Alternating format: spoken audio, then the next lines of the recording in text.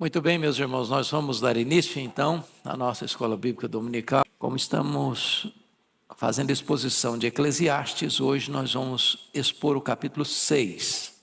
Então, abra sua Bíblia comigo, Eclesiastes capítulo 6. Nós acolhemos também com muito carinho as pessoas que estão nos acompanhando virtualmente. Eclesiastes capítulo 6.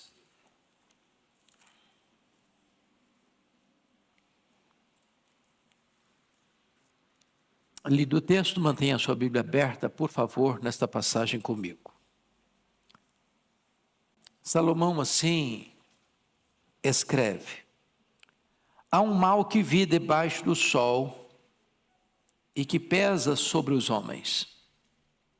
O homem a quem Deus conferiu riquezas, bens e honra, e nada lhe falta de tudo quanto a sua alma deseja.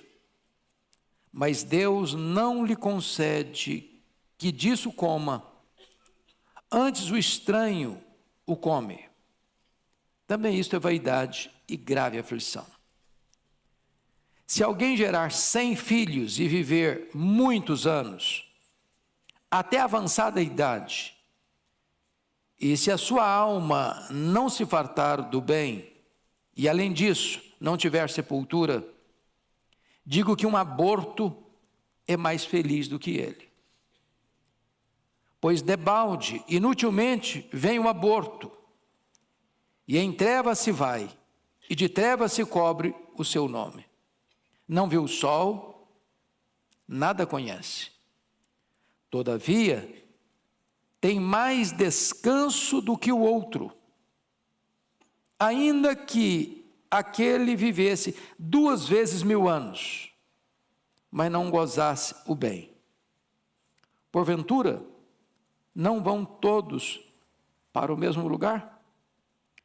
Todo o trabalho do homem é para a sua boca, e contudo nunca se satisfaz o seu apetite. Pois que vantagem tem o sábio sobre o tolo, ou o pobre que sabe andar perante os vivos? Melhor é a vista dos olhos do que o andar ocioso da cobiça. Também isto é vaidade, correr atrás do vento. A tudo quanto há de vir já se lhe deu o nome, e sabe-se o que é o homem, e que não pode contender com quem é mais forte do que ele.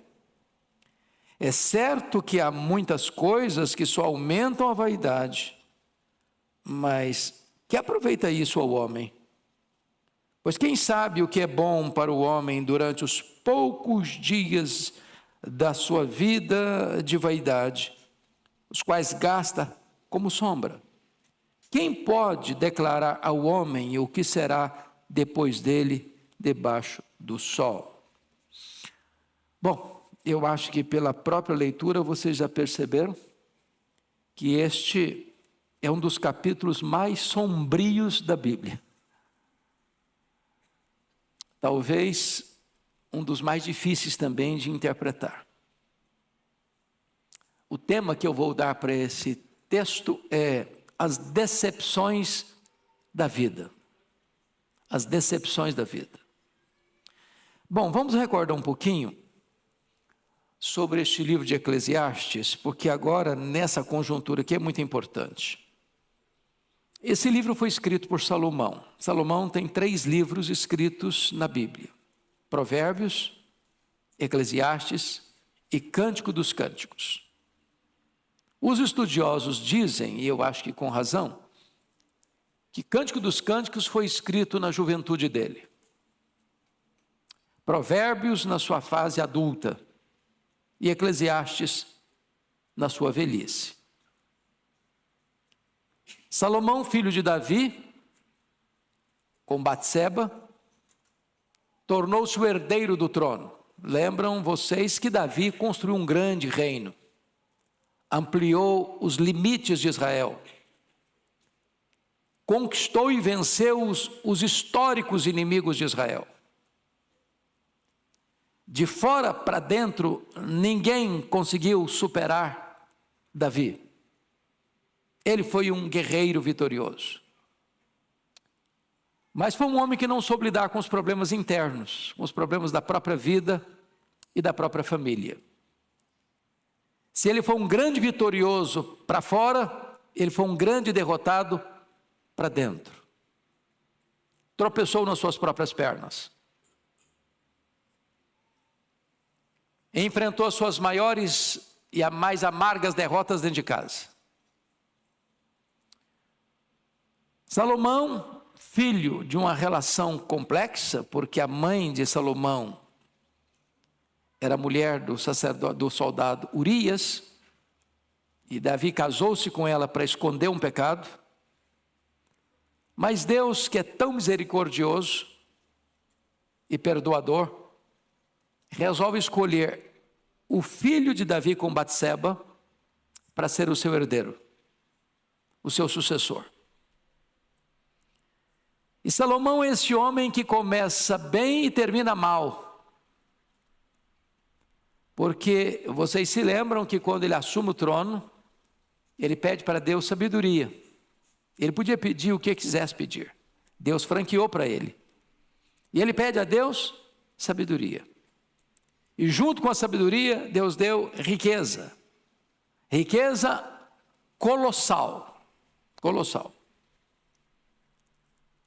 Por providência divina, Salomão vive em paz nas fronteiras. Ele não teve que ser um guerreiro como seu pai. Ele não teve que pegar a espada como seu pai. Ele não teve que lidar com inimigos terríveis do lado de fora. Então o governo dele foi um governo de fausto, de luxo, de riqueza, de pompa, de glória, de esplendor.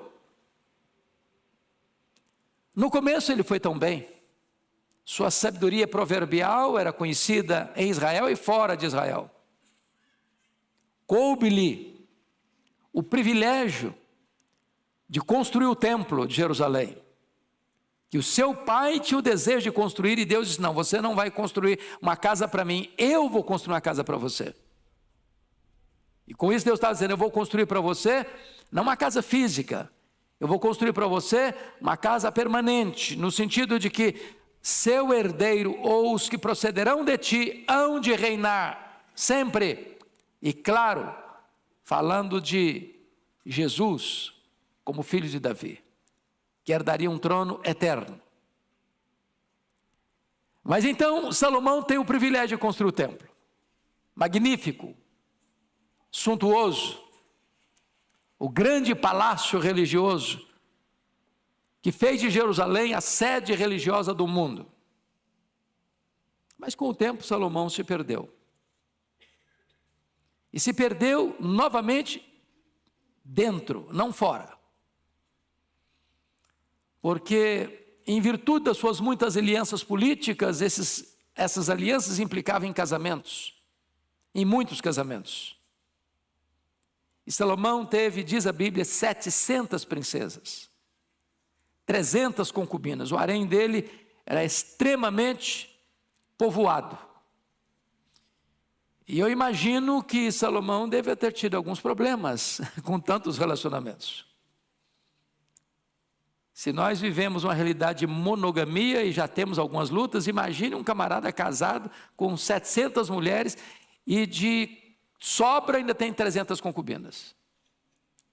Obviamente essas mulheres vindo de outras nações, tinham outros deuses, outras crenças. E Salomão acaba sucumbindo a esse sincretismo religioso. Construindo templos aos deuses pagãos.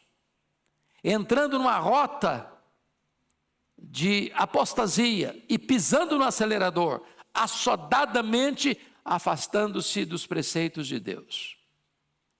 É nesse tempo de crise que Salomão, então, registra suas crises. E Eclesiastes é um livro testemunhal.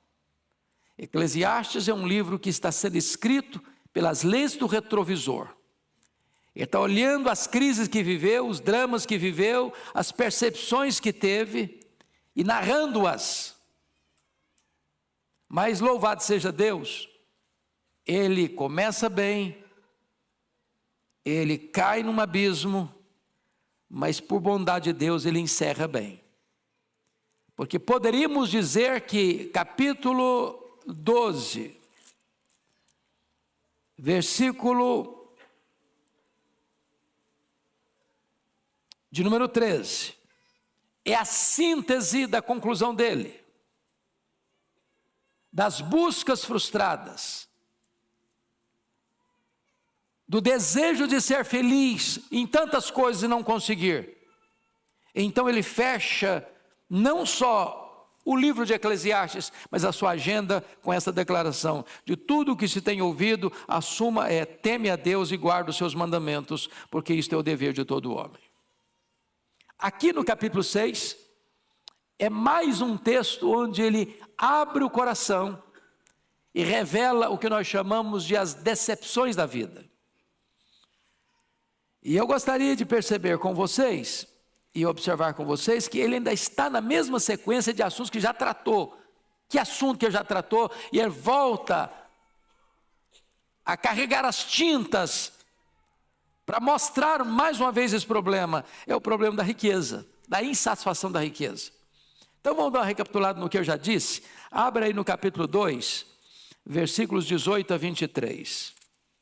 2, 18 a 23. Você pode ler comigo esses versos para a gente recordar o que eu já disse, para entrar no que ele está dizendo agora? Vamos lá? Também aborreci todo o meu trabalho, com que me afadiguei debaixo do sol, visto que o seu ganho eu havia de deixar a quem viesse depois de mim. E quem pode dizer se será sábio ou estulto? Contudo, ele terá domínio sobre todo o ganho das minhas fadigas e sabedoria debaixo do sol. Também isto é vaidade.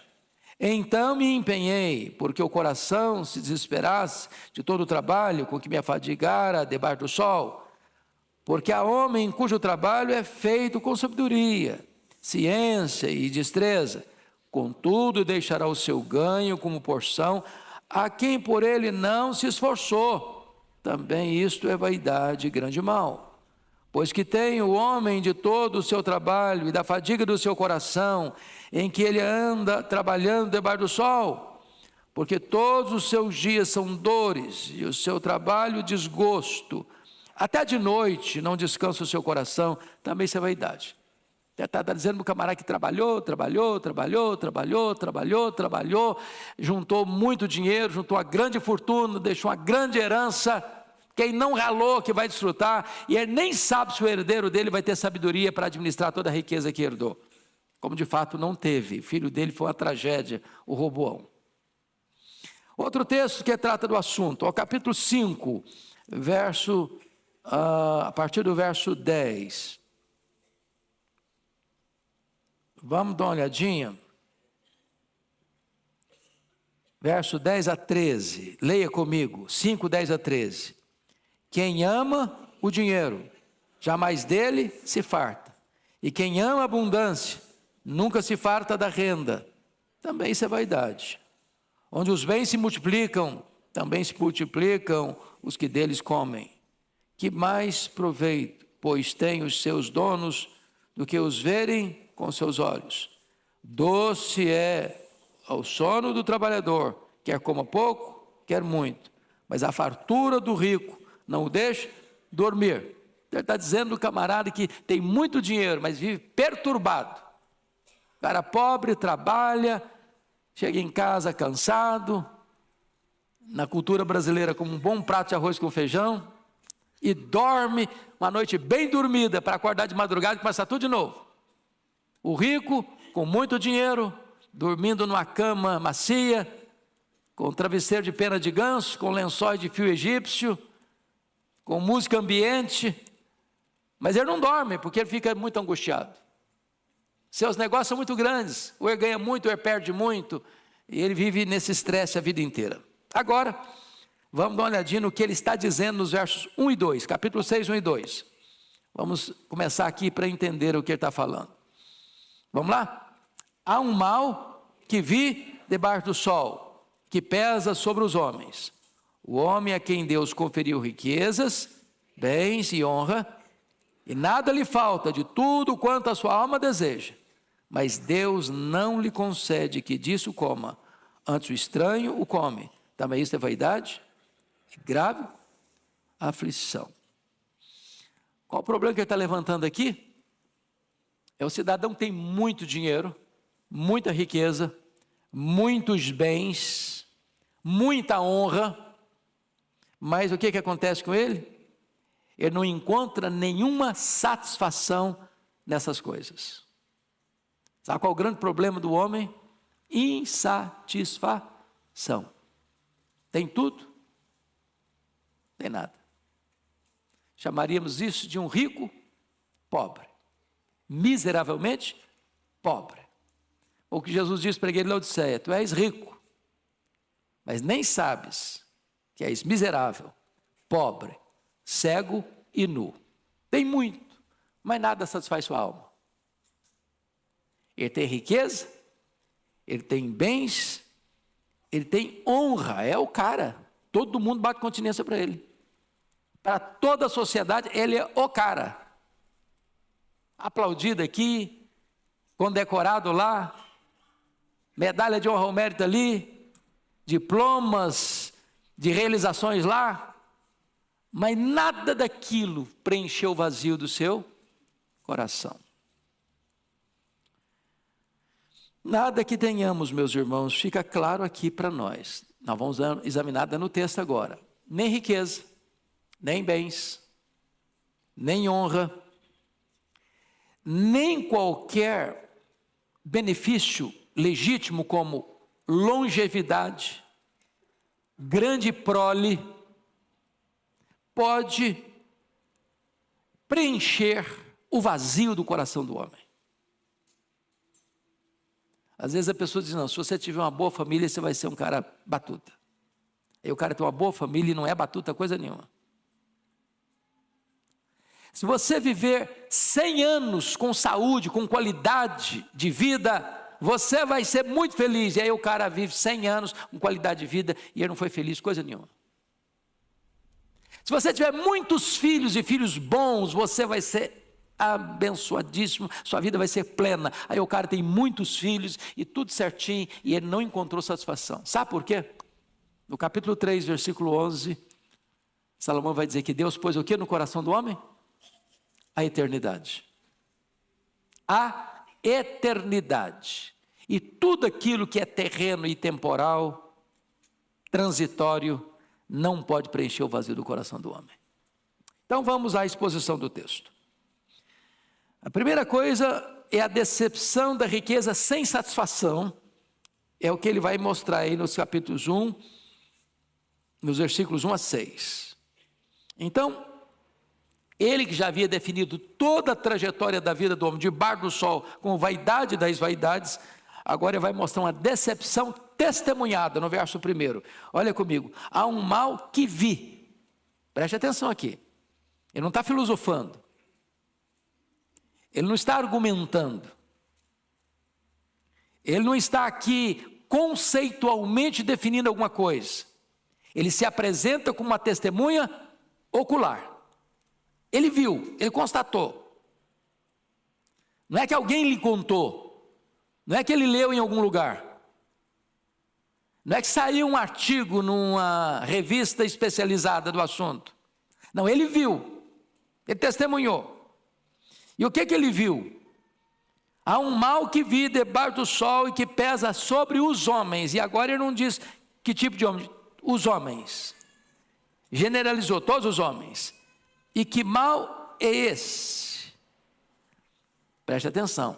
É Deus conceder riquezas, bens, honra. Quem concede isso? Segundo ele, Deus. E agora preste atenção. O próprio Deus, que concedeu bens, riquezas e honra, não concede a essa pessoa o desfrute dessas coisas.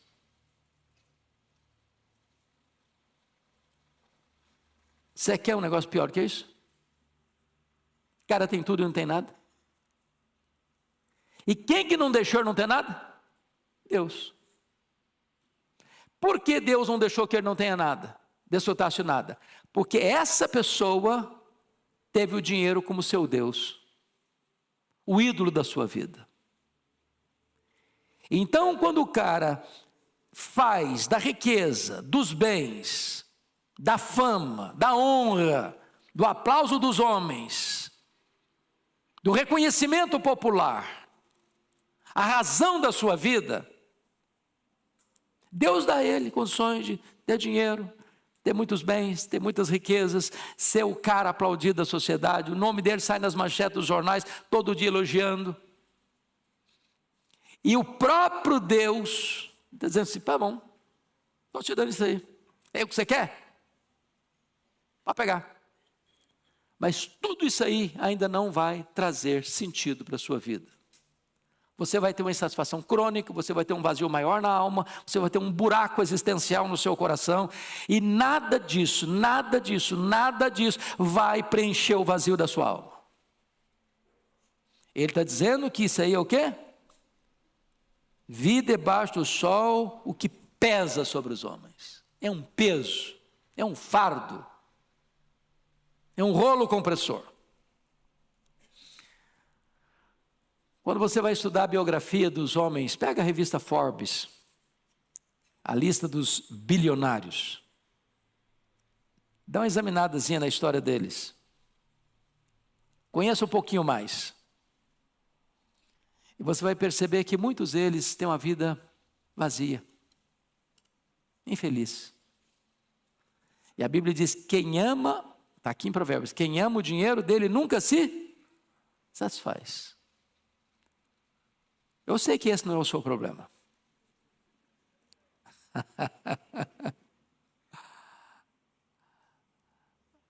Você agradece a Deus o que Deus já lhe deu? Na linguagem do apóstolo Paulo, tendo o que comer, o que beber e o que vestir, com isso estejamos contentes. Porque a piedade com contentamento é o quê? Grande fonte de lucro. Mas o amor do dinheiro é a raiz de todos os males. E muitos nessa cobiça se atormentaram, se flagelaram com muitos tormentos. Se desviar da fé. Foi por isso que o Senhor Jesus Cristo afirmou que só tem dois senhores. E ele não disse que é Jesus e o diabo. Não é Jesus e César. Não é Jesus e o líder de uma nação. É Jesus e as riquezas. A riqueza é um senhor. É um feitor de escravos. Que requer adoração exclusiva. Devoção total. E quem se curvar diante de Mamon não consegue se curvar diante de Deus. Aí a pessoa tem a riqueza, ela tem os bens, ela tem a honra, ela é reconhecida pela sociedade. Mas Deus está dizendo: eu não vou deixar você desfrutar. Tudo isso aí que você tem não vai satisfazer você. Isso é uma coisa pesada para os homens. Segundo lugar, a decepção de ter riqueza, honra e prazer, mas não desfrutar de nada disso, é algo que é imposto pelo próprio Deus. Leia o 2 de novo comigo, vamos juntos. O homem a quem Deus conferiu riquezas, bens e honra, e nada lhe falta de tudo quanto a sua alma deseja. Mas Deus não lhe concede que disso coma, antes o estranho o come, também isso é vaidade e grave aflição. Entendamos uma coisa aqui, na teologia nós chamamos de graça comum e graça especial. Não é verdade que Deus só abençoa o crente, e não abençoa também o descrente. O que Jesus disse? Que a chuva e o sol vêm sobre quem? Os justos e os injustos. Você conhece gente que não é crente, que tem uma boa família, tem um bom emprego, tem sucesso financeiro, que galga os degraus do sucesso da vida, que fica no grau da pirâmide social no topo? Conhece? Claro que conhece. Você conhece gente não crente que tem saúde, beleza? Que tem um casamento bom, que tem filhos educados, bem-sucedidos na vida, conhece? Claro que conhece. Como é que nós chamamos isso? Graça comum. O que é a graça especial? É a graça da salvação. É possível você receber a graça especial, ser salvo e não ser rico? E não ser famoso? E não ter os aplausos e as honras deste mundo? É claro que sim. Agora, quando você coloca os dois, o rico de coisas apenas do aqui e do agora, da graça comum, e o pobre, que tem a graça especial, a salvação em Cristo, de fato, quem é mais rico? Provérbios diz: há ricos pobres e há pobres ricos. Se você está salvo pela graça, se você é cidadão do céu, se você é herdeiro de Deus, se você é co-herdeiro com Cristo, se seu nome está escrito no livro da vida, nem todo o ouro do mundo pode comprar o que você tem e recebeu de graça. Você é riquíssimo. Riquíssimo. E o que adianta um homem ter tudo? O mundo aos seus pés. O mundo de pé aplaudindo. Se tem um buraco na sua alma. Na hora que ele partir, ele não vai levar nem um centavo. Essa é uma grande decepção, descrita aqui no versículo 2. Deus dá riqueza, o cara ama o dinheiro, põe o coração no dinheiro, adora o dinheiro, serve ao dinheiro, é escravo do dinheiro, e Deus diz: então eu vou fazer uma coisa com você, eu não vou deixar você usufruir, eu não vou deixar você ter prazer, eu não vou deixar você satisfazer os anseios da sua alma, e você juntou tudo, quem vai comer é outro, quem vai usufruir é outro, quem vai desfrutar é outro. Eu não estou dizendo, irmão, que a pessoa não vai desfrutar no sentido da palavra desfrutar, não. O cara que é rico, ele vai fazer a viagem mais bonita, vai para o restaurante mais caro, ele vai para os hotéis mais requintados, ele vai rodar o mundo com seu jatinho particular, ele está desfrutando, mas aquilo não fez o quê? Preencheu o vazio do seu coração. Porque só Jesus preenche esse vazio. Só Deus satisfaz. Ele é escravo da ganância, ele é escravo da avareza. Rico, pobre, um miserável numa gaiola de ouro. Você conhece gente miseravelmente numa gaiola de ouro? Na última vez que eu estava visitando lá o palácio, lá na Inglaterra, da família real, eu fiquei pensando, meu Deus, a pessoa não pode ir num restaurante, ele não pode ir num supermercado, ele não pode dar uma passeada num outro parque a não ser o parque do palácio. Ele não pode botar a cara na rua, que vem os paparazzi. Isso é vida. Que vida é essa? Presos numa gaiola de ouro. Presos numa gaiola de ouro. Terceira coisa que ele vai apresentar aqui é a decepção da longevidade e de uma inúmera prole sem satisfação. E ele vai criar uma situação aqui. Vamos dar uma olhadinha no versículo 3. Leia comigo 3. Se alguém gerar 100 filhos e viver muitos anos, até avançada idade, e se a sua alma não se fartar do bem, e além disso não tiver sepultura, digo que um aborto é mais feliz do que ele. Bom, ele está criando uma hipótese, e ele vai concluir. Vamos até o 6, vamos ler 4, 5 e 6 também, vamos lá. Pois, debalde, para um pouquinho, o que é debalde?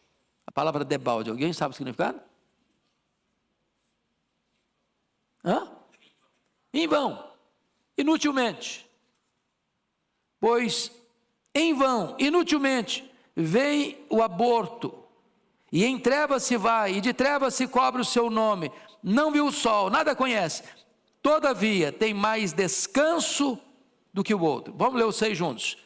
Ainda que aquele vivesse 2 vezes 1000 anos, mas não gozasse o bem, porventura não vão todos para o mesmo lugar?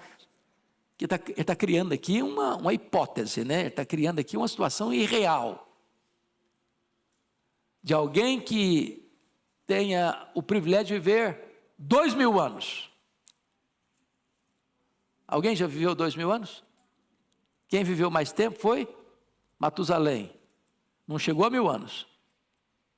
Então ele está criando aqui uma hipótese exagerada, ainda que alguém vivesse 2000 anos, ou seja, ganhou de todo mundo na longevidade. O campeonato da longevidade foi medalha de ouro, nas Olimpíadas da longevidade. Quantos filhos ele teve? 100. Conhece alguém que teve 100 filhos? Bom,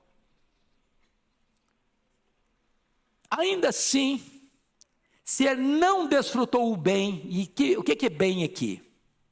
É o propósito da vida, é o sentido da vida.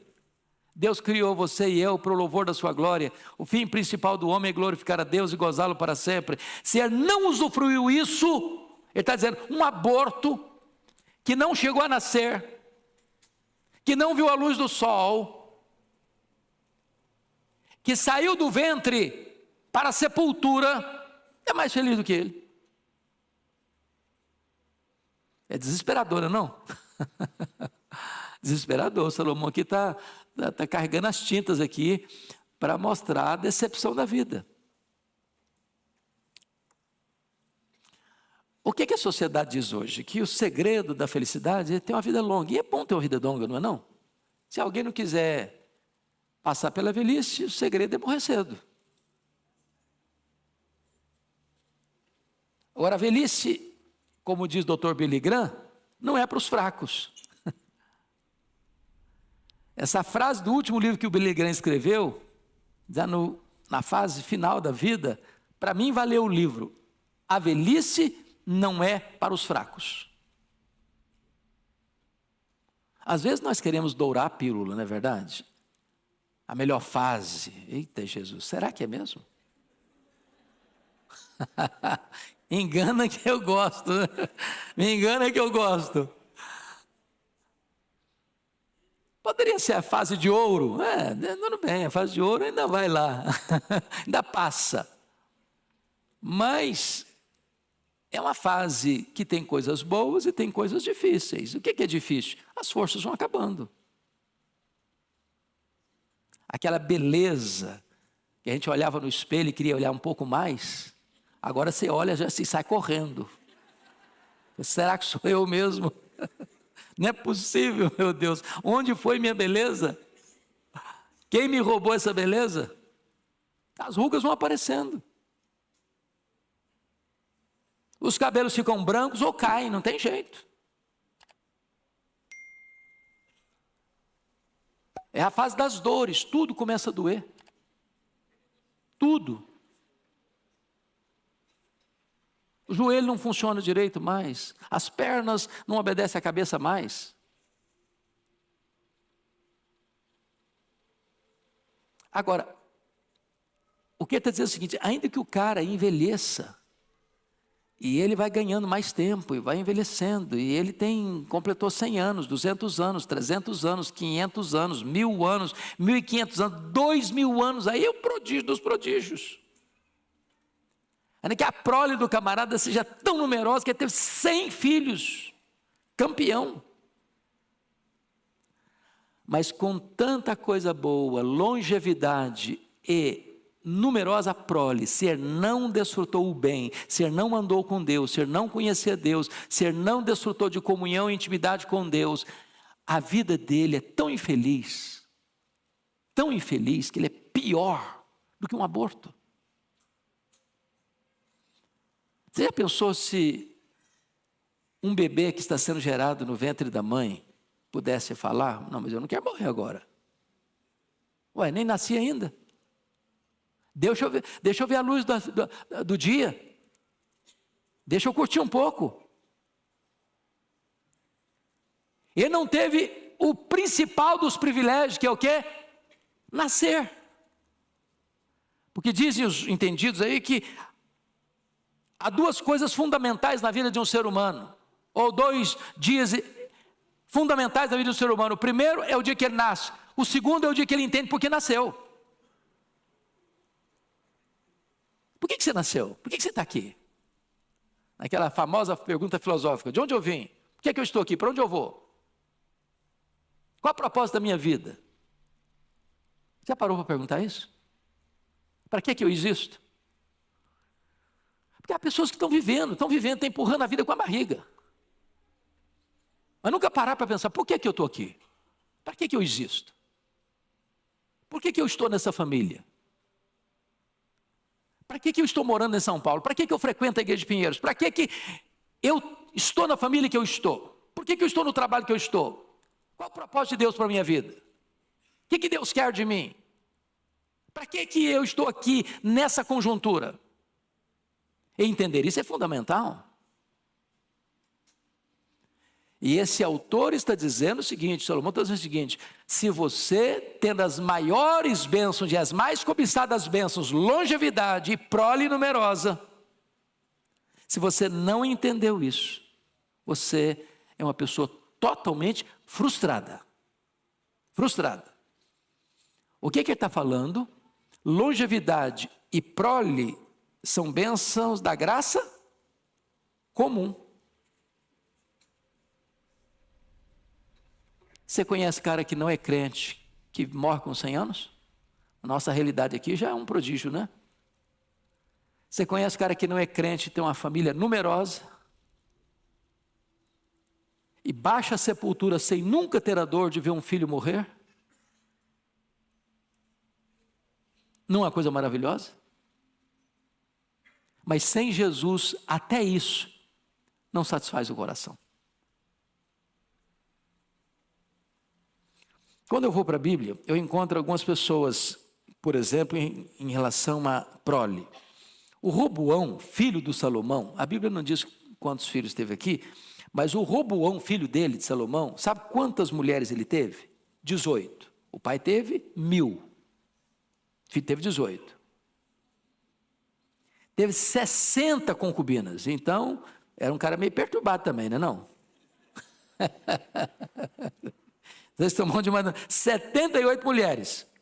Sabe quantos filhos ele teve? 88 filhos. Bom, se for olhar do ponto de vista humano, esse cara aí é o cara, né? Foi uma tragédia. Ele foi uma tragédia. O reino de seu pai, tão suntuoso, foi rasgado. 10 das 12 tribos saíram do comando dele. Você pega a história de um Gideão. Quem está lembrado aqui do o juiz Gideão? Levanta a mão se você ouviu falar em Gideão. Todo mundo aqui, não já? Todo mundo. Sabe quantos filhos Gideão teve? 70. 70 filhos. Eu tenho certeza que eu não lembrava o nome de todos. Certeza. Eu ia chamar o José e queria chamar o Antônio. Ô José, ô Antônio, talvez o 50º era o filho que eu queria chamar. Sabe o que aconteceu com ele? Ele teve um filho fora do casamento. Sabe como é chamar esse filho? Abimeleque. Sabe o que aconteceu com esse filho fora do casamento? Seduziu o povo para dizer o seguinte: não escolha um dos filhos como rei, não, como líder, não, porque tem muitos lá, a competição vai ser grande. Eu sou o único. Então, me indiquem como líder que vai ser melhor para vocês. Indicaram-no. Sabe o que aconteceu? Começo do governo dele, ele matou os 70 irmãos num dia só. Ele matou os 70 irmãos num dia só. Você já imaginou o que é isso? O fato de alguém ter longevidade, o fato de alguém ter prole, o fato de alguém ter riqueza, o fato de alguém ter bens, o fato de alguém ter honra, em si mesmo, não faz o quê? Preenche o vazio da alma.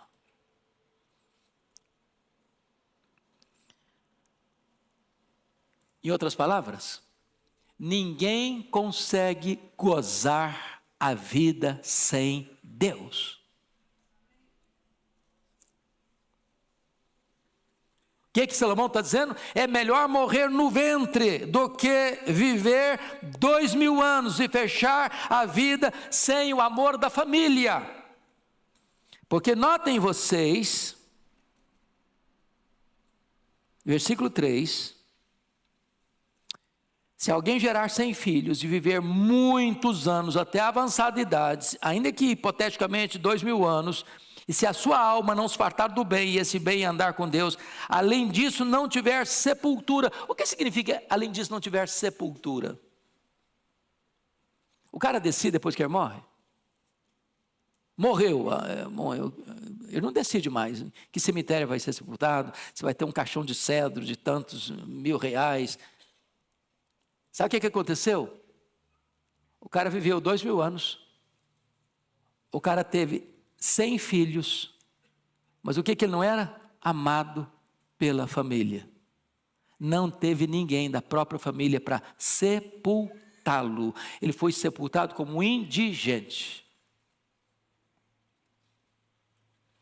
É claro que Salomão está criando um fato hipotético aqui para retratar para nós até que ponto um homem pode ir na busca da satisfação pessoal, da realização pessoal sem Deus.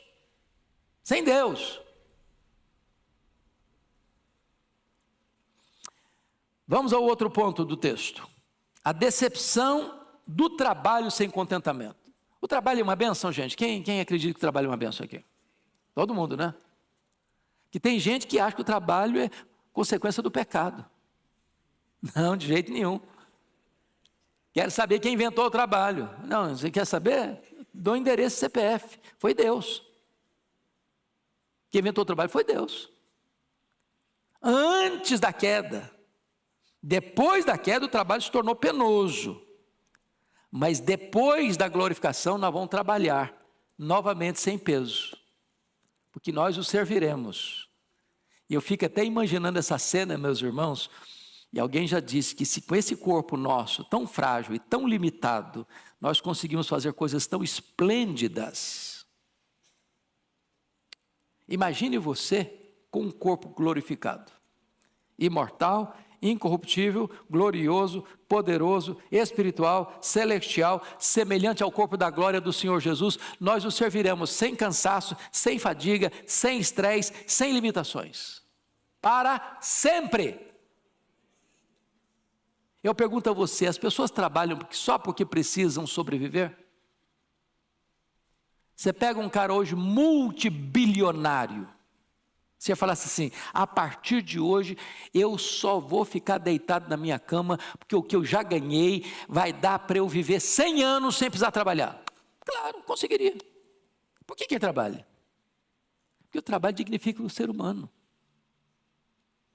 O trabalho faz parte da própria vida humana. A ociosidade é uma tragédia. É por isso que os estudiosos dizem que o camarada que se aposenta e veste um pijama, ele morre logo em seguida. Porque a aposentadoria não significa cessar de trabalhar, significa que você vai dar uma mudada na rotina, talvez na atividade. Mas você precisa continuar funcionando. Você e eu precisamos ser como uma vela. Sabe qual é a característica da vela? A vela brilha com a mesma intensidade até acabar. Tem gente que me pergunta assim, o que você pretende fazer depois que você jubilar? Você está pensando em comprar uma casinha na montanha ou uma casinha na praia? Eu falei, não penso nada disso. Eu quero é trabalhar até Jesus voltar ou até Ele me chamar. Porque é isso que dá prazer. Você já parou para perceber isso? Você vai tirar férias. Você já pensou que você se cansa das férias? Se cansa das férias. Você já cansou de descansar? Se você se cansa de descansar. Cama é uma bênção quando você está com sono, cansado. Mas fique na cama uma semana. Você vai ficar na cama uma semana. Vou trazer café da manhã, vou trazer almoço, vou trazer jantar, vou trazer suquinho gelado. Daqui uma semana você não aguenta mais. Você está louco. Então, vamos ver o trabalho agora, o que ele vai dizer para nós. Versículos 7 a 9. Leia comigo. 6, 7 a 9. Juntos, vamos lá. Todo trabalho do homem é para a sua boca. E contudo, nunca se satisfaz seu apetite. Pois que vantagem tem o sábio sobre o tolo? Ou o pobre que sabe andar perante os vivos? Melhor é a vista dos olhos do que o andar ocioso da cobiça. Também isso é vaidade, correr atrás do vento. Então ele está chamando aqui algumas coisas importantes. É muito triste o homem que só trabalha para comer. Muito triste. Ele só trabalha para atender as necessidades dele. Jesus disse lá em João 4, a minha comida consiste em fazer a vontade daquele que me enviou. Ou seja, tem algo mais importante do que se você comer um bom prato quando você está com fome. É fazer a vontade de Deus. Isso satisfaz você mais do que o alimento. O que Paulo disse em 1 Coríntios 10, 31? Portanto, quer comais, quer bebais, quer façais qualquer outra coisa, fazei tudo para a glória de Deus. Então vamos ver o que ele está mencionando aqui no versículo 7. Primeiro, o apetite insaciável. Todo o trabalho do homem é para a sua boca. Contudo, nunca se satisfaz o seu apetite. É come. E ele vai ter vontade de comer de novo. E ele nunca está o quê? Satisfeito. Quando Jesus diz assim, eu sou o pão da vida. Quem de mim se alimenta nunca mais terá fome. De que pão ele está falando? Do pão físico? Material? Não. Ele está falando de uma satisfação que o pão da terra não pode dar. Ele está falando de uma satisfação interior que só Deus pode satisfazer. Meus irmãos, se nós pudéssemos hoje aqui escolher, selecionar as 10 coisas mais prazerosas da vida, do ponto de vista humano e terreno. Lembra aqueles livros lá, 100 lugares que você precisa conhecer antes de morrer? 100 isso que você precisa fazer antes de morrer? Hipoteticamente, imagine que você fizesse todas 100. Preencheria o vazio? Imagine que nós fôssemos selecionar aqui os 10 ou os 100 hotéis mais chiques do mundo, e você fosse a cada um deles. Ou que você tivesse uma seleção dos 100 melhores restaurantes do mundo, e você fosse em cada um deles. Ao final, você estaria com o peito preenchido, com o vazio preenchido? Agora sim, agora estou feliz. Não estaria não. Porque o cara que só busca satisfação nas coisas materiais, seja o dinheiro, seja o sexo, seja a fama, seja a honra, seja os aplausos do mundo, seja as medalhas de condecoração, seja isso, seja aquilo, ele vai ter tudo isso. E Deus está dizendo, eu não vou deixar você ter prazer em nada disso. Nada disso vai preencher o vazio do seu coração.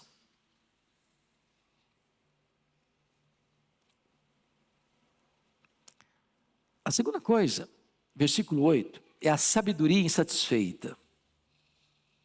Pois que vantagem tem o sábio sobre o tolo?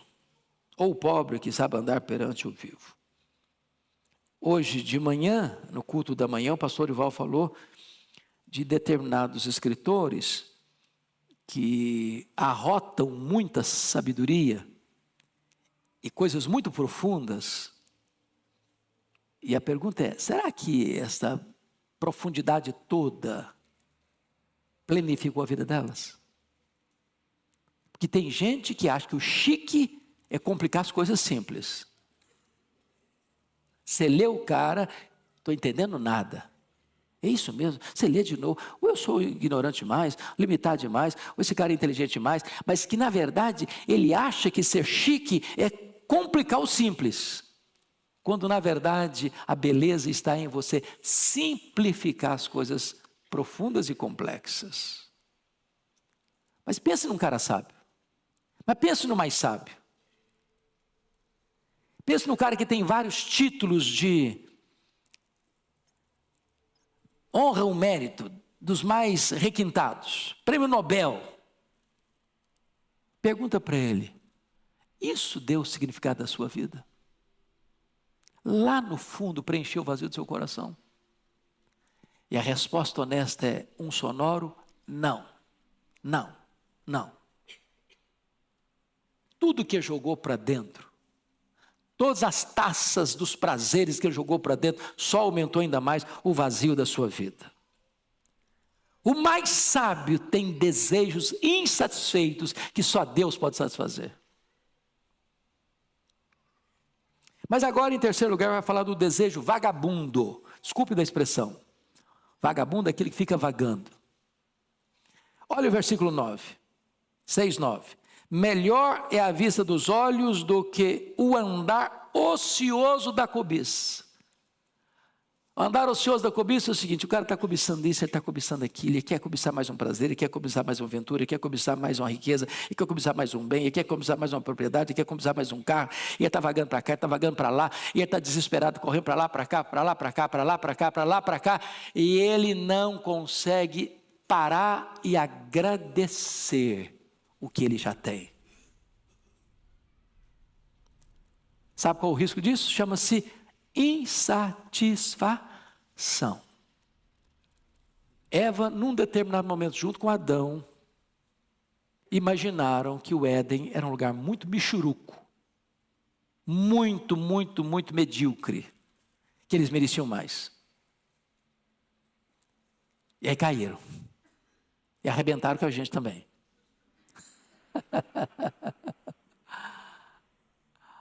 O que aconteceu com o filho pródigo? O filho pródigo tinha a casa do pai, tinha o irmão, tinha pão com fartura, tinha servos na casa, tinha todo o glamour de uma família abastecida e abastada. De repente ele pensou, não, isso aqui não vale nada.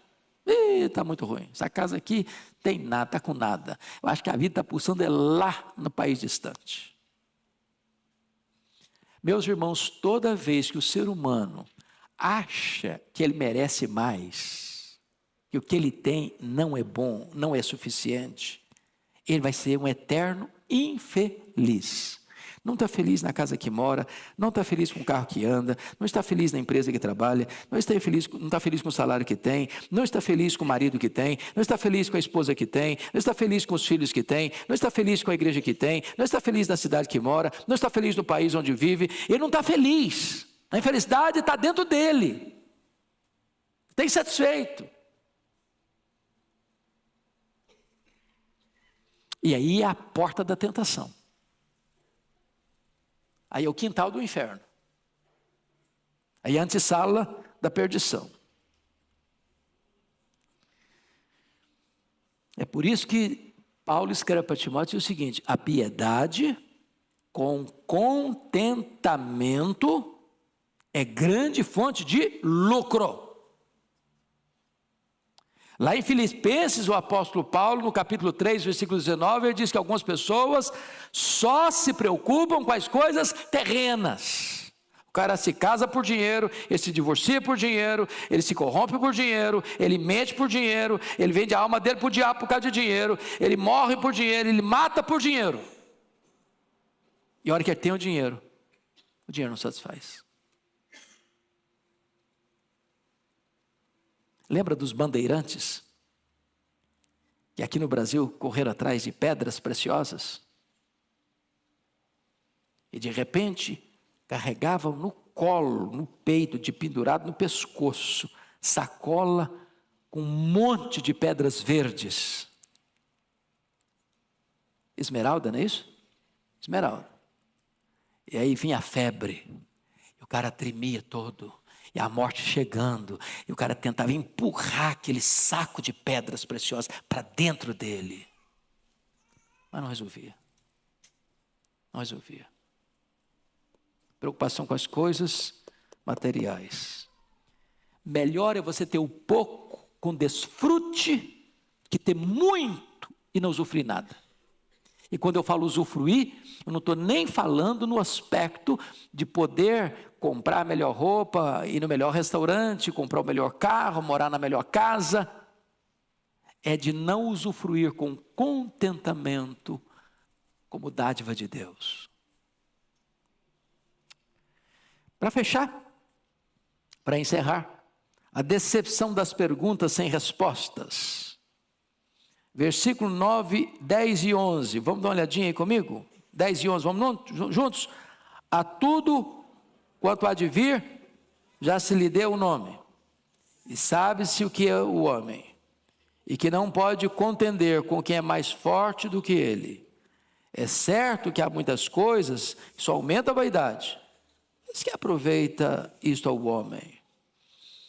O homem não pode mudar o curso da história, nem contender com Deus. Os nomes já foram atribuídos, tudo já foi rotulado e categorizado. Em outras palavras, o homem não ganha discussão com Deus. Tenta discutir com Deus. Tenta entrar numa disputa com Ele. Paulo, escrevendo aos Romanos, diz: quem és tu, homem, para discutir com Deus? Pode, porventura, o vaso discutir com quem fez o vaso, o oleiro? O vaso não manda no oleiro, é o oleiro que manda no vaso. Não entre nessa discussão com Deus, você vai perder. Pega o livro de Jó. Vocês lembram dos golpes que Jó sofreu? Perdeu seus bens, enterrou seus filhos, perdeu a sua saúde, perdeu o apoio da mulher, perdeu o companheirismo dos amigos. E o que ele fez? Fez 16 perguntas para Deus. Por quê? Por quê? Por quê? Por quê? Por quê? Por quê? Por quê? Por quê? Parecendo criança de 4, 5 anos. Criança de 4, 5 anos é a fase das perguntas. Por quê? Por quê? Por quê? Por quê? Por que eu não morri no ventre da minha mãe? Por que eu não morri ao nascer? Por que a minha mãe não estava com seios músculos direitos para morrer de fome? Por que o senhor não me mata de uma vez? E por quê? E por quê? E tal. E aí, ele não contente com as perguntas, ele vai para as queixas. Ele fez 34 queixas contra Deus. O que Deus fez? Silêncio. Não respondeu nenhuma das perguntas. Quando Deus resolveu falar, Deus não respondeu nenhuma das perguntas, nenhuma das queixas. Deus fez 70 perguntas para ele. 70. Todas retóricas. E Deus perguntou: ô Jó, onde você estava quando eu lançava os fundamentos da terra? Onde você estava quando eu cercava as águas do mar? Onde você estava quando eu espalhava as estrelas no firmamento? O que Deus está fazendo com Jó? Jó, você, meu filho, é muito pequeno. Você está querendo desafiar a mim? Você está querendo ganhar a discussão de mim? Você precisa compreender quão grande eu sou. O que ele está mostrando nesse texto, meus amados irmãos, é que há perguntas que nós fazemos e aqui podemos não ter respostas.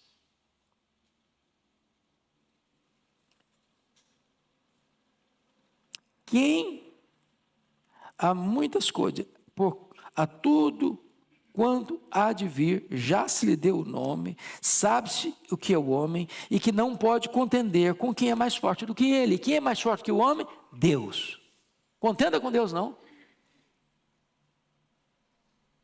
Você não é mais sábio que ele. Você não é mais bom do que ele.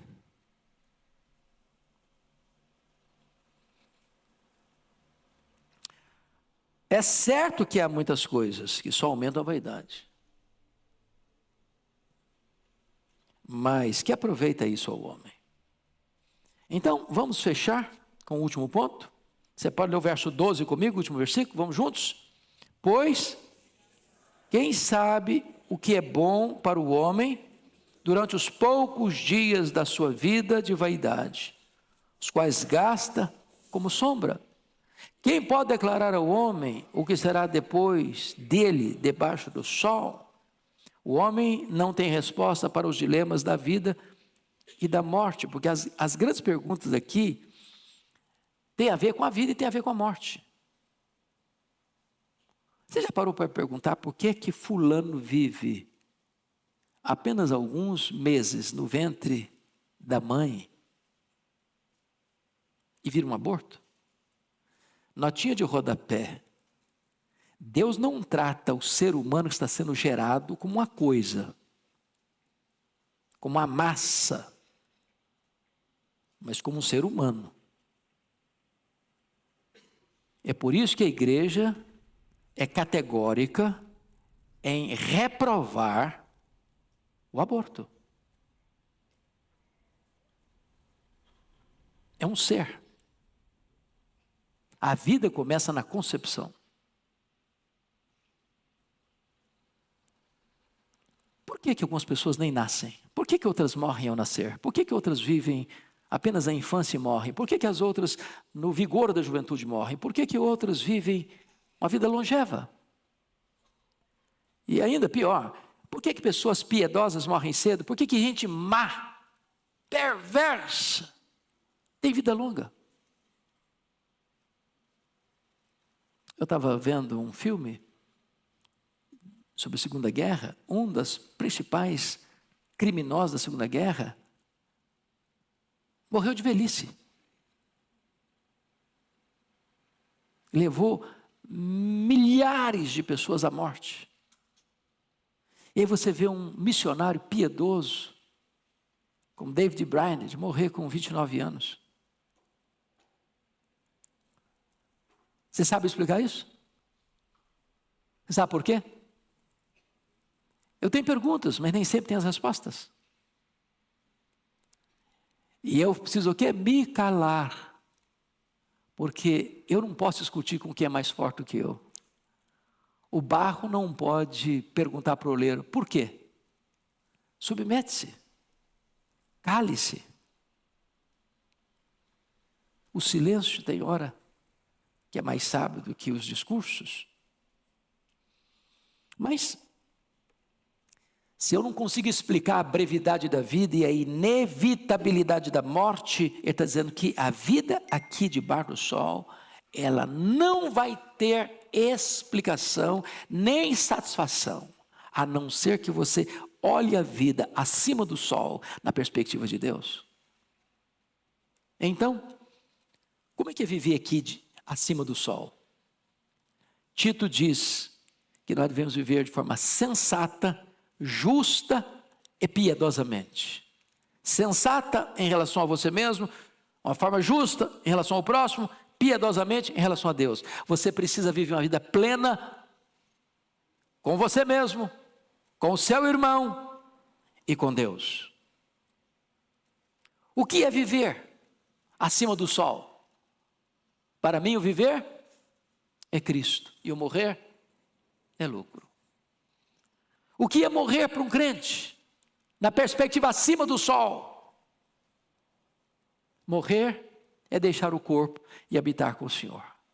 Morrer é partir para estar com Cristo, que é incomparavelmente melhor. Morrer é uma bem-aventurança. Bem-aventurado daqueles que desde agora morrem no Senhor, para que descansem das suas fadigas e as suas obras os acompanham. O que é a eternidade para um cristão? Que é o céu para um cristão? O céu para nós é a casa do Pai. É o paraíso. É a Nova Jerusalém. É o seio de Abraão. É um lugar e um estado de bem-aventurança, onde Deus vai enxugar dos nossos olhos toda lágrima, onde não vai ter mais dor, nem pranto, nem luto, porque as primeiras coisas já terão passado.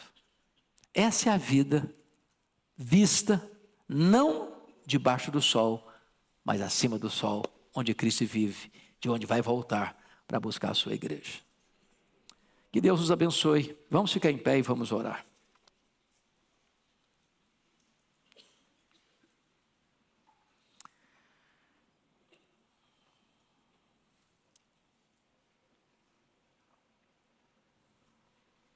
As coisas do aqui não satisfazem. As melhores coisas não satisfazem. Sem Deus, nada satisfaz. Mas você não precisa viver uma vida de eterna insatisfação e permanente decepção. Se você correr para Jesus, Ele tem para você vida e vida em abundância. Bendito Senhor, louvado seja o teu nome, pela tua palavra, que nos mostra o caminho do homem que busca satisfação naquilo que não pode preencher o vazio da sua alma. Ao mesmo tempo, esta palavra revela-nos que tu tens para nós vida plena, maiúscula, superlativa, abundante, eterna. E que só na tua presença há plenitude e alegria, e só na tua presença e à tua destra há delícias perpetuamente.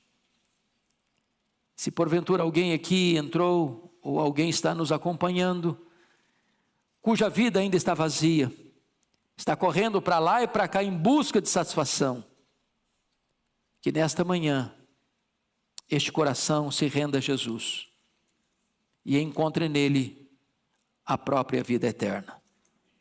Assim oramos em nome de Jesus. Amém. Deus abençoe, meus irmãos, e até daqui a pouco no culto das 11.